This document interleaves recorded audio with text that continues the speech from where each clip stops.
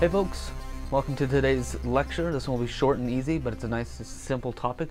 We're going to talk a little bit about pre-visualization, or previs, because that's easier to say, so I'll probably call it previs, and it sounds hip and cool.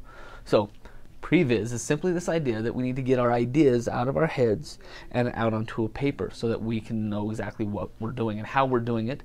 And there are many other reasons why we do previs, but it's a process of thinking through things. It helps you to troubleshoot, helps you to understand how shots are going to work together in sequence with each other, helps you get from, again, here to a finished project. Eventually, it's going to get out to the client and other people, and so you use that previs as a way to communicate with everybody about what the project is. So, very simple. The first one we'll talk about is, and we did some of these in class, so I'll just remind you, we talked about knowing what your intent is for the video, knowing who your audience is for your video, understanding how it is that you're going to be creating this video for their best interest, knowing them, who they are, what they want to see, when they're going to watch it, where they're going to watch it, all that comes into play. We're going to focus in on this particular of storyboarding, this idea that now that I know who I'm talking to and what my focus is, I need to know how to get this out there. What's the best way for me to explain it to people? Storyboard has a couple of important factors to it. It lets you as a director see everything that you're going to be doing.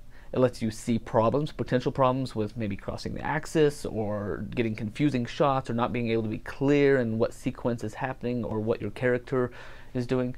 And it also helps you to communicate that information to a crew, to actors, to anybody else that's a part of this. So storyboard's very simple, and I'll draw one up here.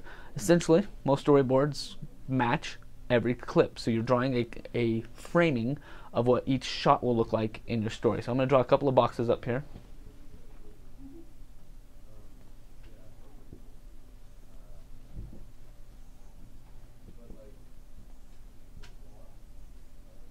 And hope that my red marker is bright enough for everybody to see. I'll shake it down a bit. Here we go. It's like a thermometer.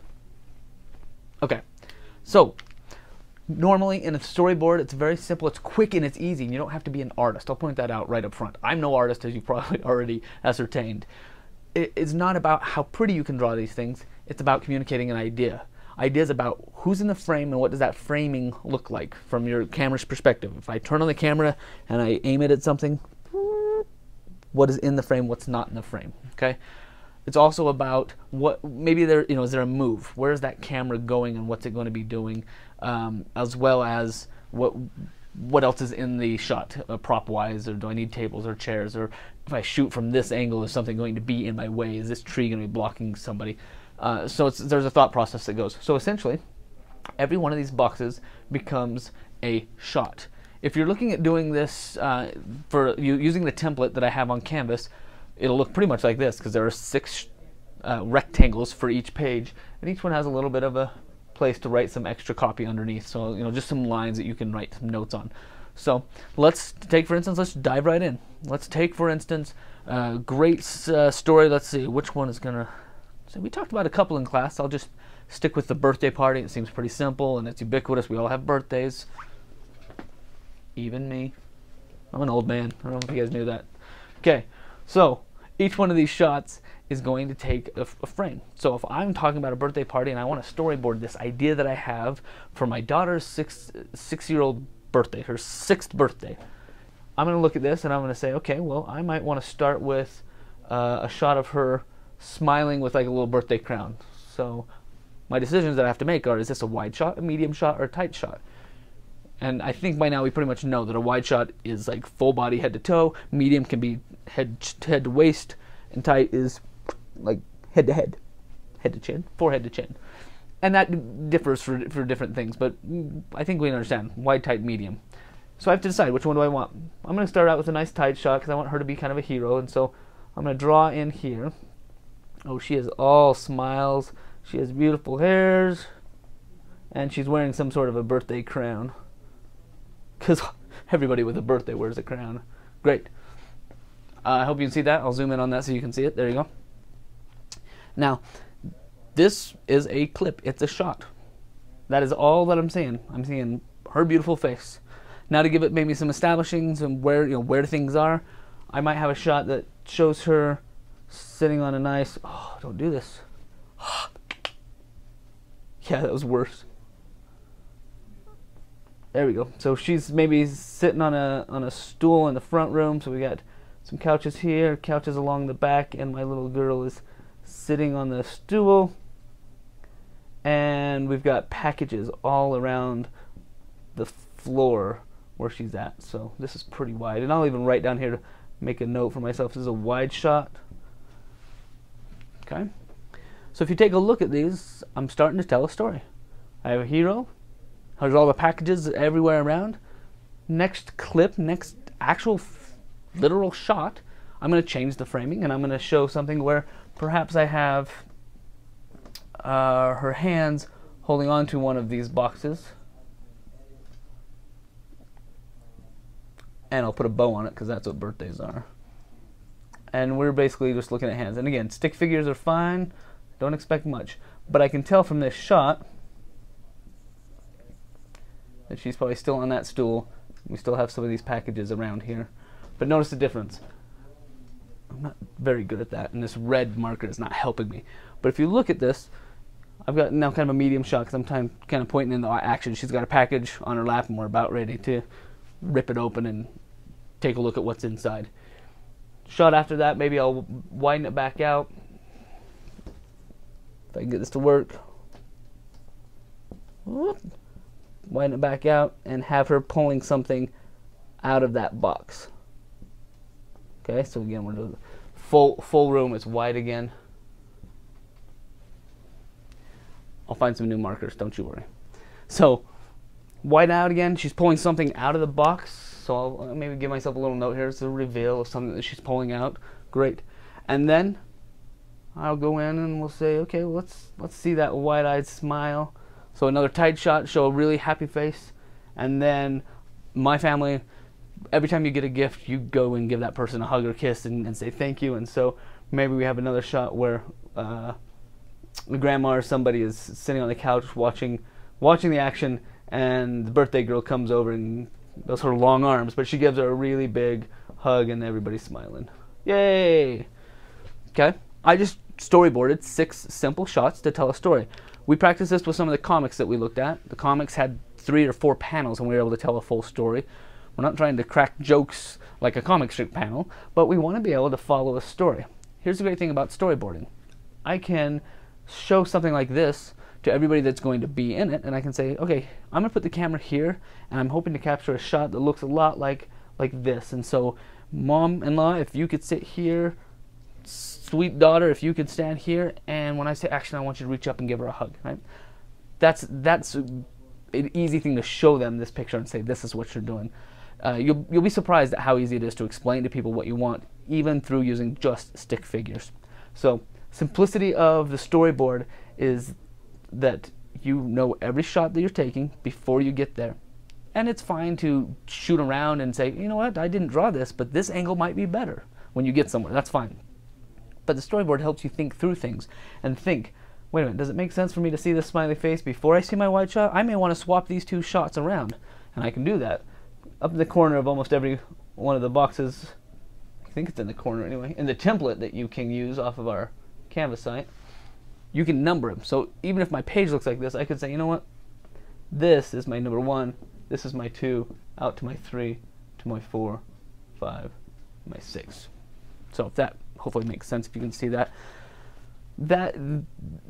you can number these any way you want. You're basically drawing shots, and then you can say, okay, well, that doesn't work to tell the story. I need to rearrange them. So very simply put, that you have some places here to write additional words about what the shot is doing, or you can use those for audio. For instance, down the road when we start doing some things where you're actually going to be interviewing or talking to somebody, you could write the verbatim dialogue here. You know, Deborah says, wow, that was a delicious cupcake. And flip over to Tommy. Tommy says, give me more of that cupcake. Right, so you can put that verbatim in the text so that you know what each shot they need to be saying. Sometimes you just need to write a couple of words so you know where on a script that you're pulling these shots from. So tons of ways to script and storyboard things.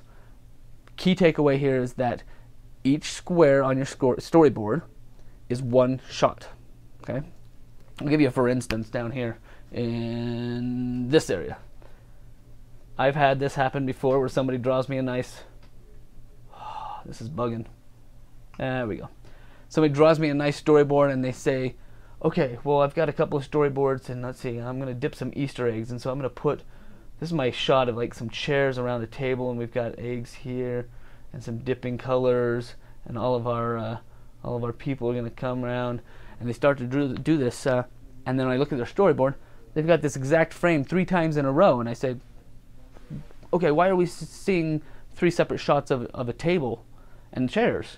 And they say, oh, well, this first one is showing the table and the chairs, and then the second one, which looks exactly like this, we're going to see the egg getting dipped into a color bin and back out. And then on the third one, we're going to show somebody putting that colored egg into a resting place.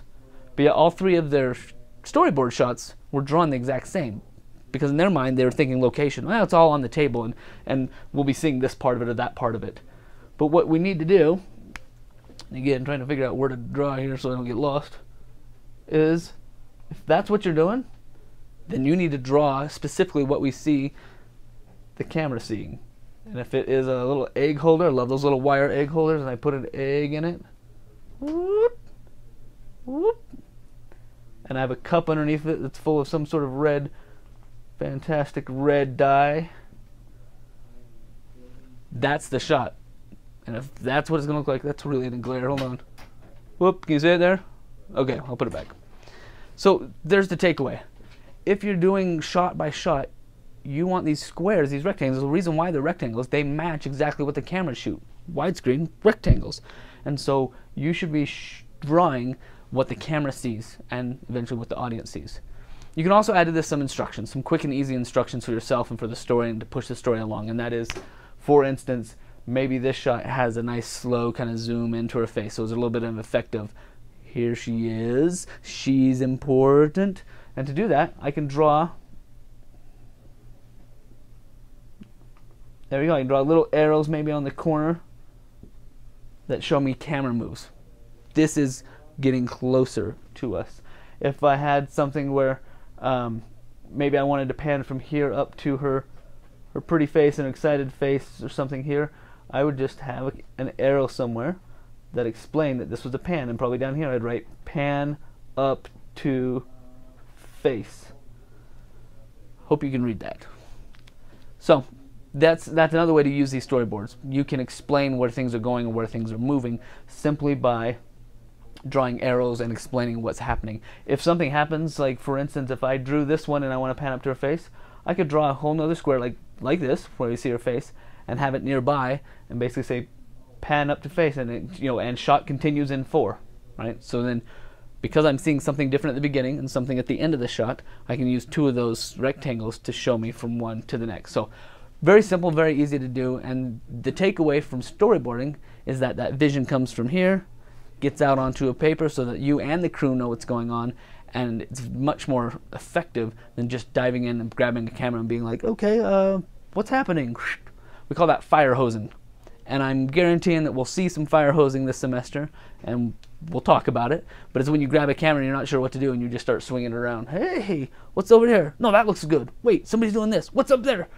Happens all the time when you get a camera, because you think, oh, it's recording. I'm going to capture it all. But when you record things with an intent to edit and tell a story with those things, that changes. That's when you stop and you start thinking in shots.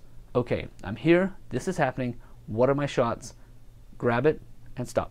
Look around, grab it and stop. Okay, it'll make that edit so much easier. Okay, next thing you should do is in this module, get into the assignment section where it says storyboard.